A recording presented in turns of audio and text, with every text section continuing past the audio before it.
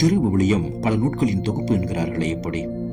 திருவிவிலியம் கடவுள் என்ற ஒரே ஆசிரியரையும் மனித மீட்பு என்ற ஒரே கருத்தையும் உள்ளடக்கி இருப்பதனால் அது ஒரே நூல் என்பது உண்மை.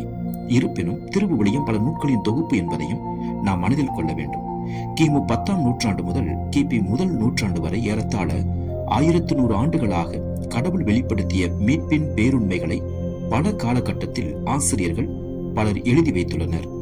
கிமு 18ஆம் நூற்றாண்டு முதல் வாய்மொழி மரபாக இஸ்ரேல் மக்களிடையே கடவுளின் வார்த்தை நிலவி வந்தது.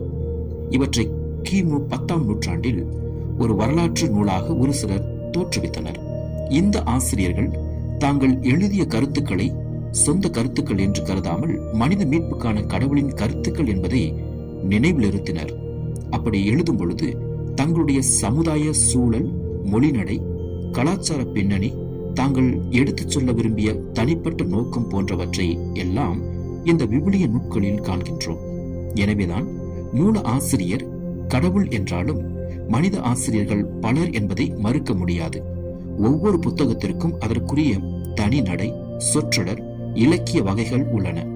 சமூகத்திற்கு சொந்தமான மரபு கருத்துக்களை தனி ஒருவராக எழுதினாலும் அவை சமூகத்தின் பெயரால் எழுதப்பட்டவை. ஆதலால் தங்களுடைய பெயர்களை பெரும்பாலும் நூட்களில் குறிப்பிடவில்லை. பழைய ஏற்பாட்டை பொறுத்தவரையில் இறைவாக்கினர்கள் போதித்தவற்றை அவர்கள் பெயர்களிலேயே தொகுத்து கொடுக்கப்பட்டன. மேலும் பல நூல்களின் தலைப்புகள் விடுதலை பயணம், நீதி தலைவர்கள், சாமுவேல் அதனை எழுதிய ஆசிரியரை குறிப்பிடவில்லை, மாறாக அதன் உட்பொருளை குறிக்கின்றன. விவிலிய நூட்கள் இறுதி வடிவம் பெறுவதற்கு பல நிலைகளை தாண்டி வந்துள்ளன. பொதுவாக கடவுளின் வெளிப்பாடு பற்றிய மக்களிடையே நிலவிய வாய்மொழி மரபு முதலில் தோன்றியது. அதன் பிறகு எழுத்து மரபு உருவாகியது.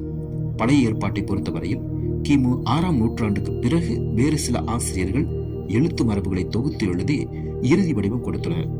இப்படி பழைய ஏற்பாடு, புதிய ஏற்பாடு என்று மொத்தம் 73 நூட்களை திருவிவிலியம் கொண்டிருப்பதால் இதனை ஒரு நூலகம் அல்லது தொகுப்பு என்று கூறலாம்.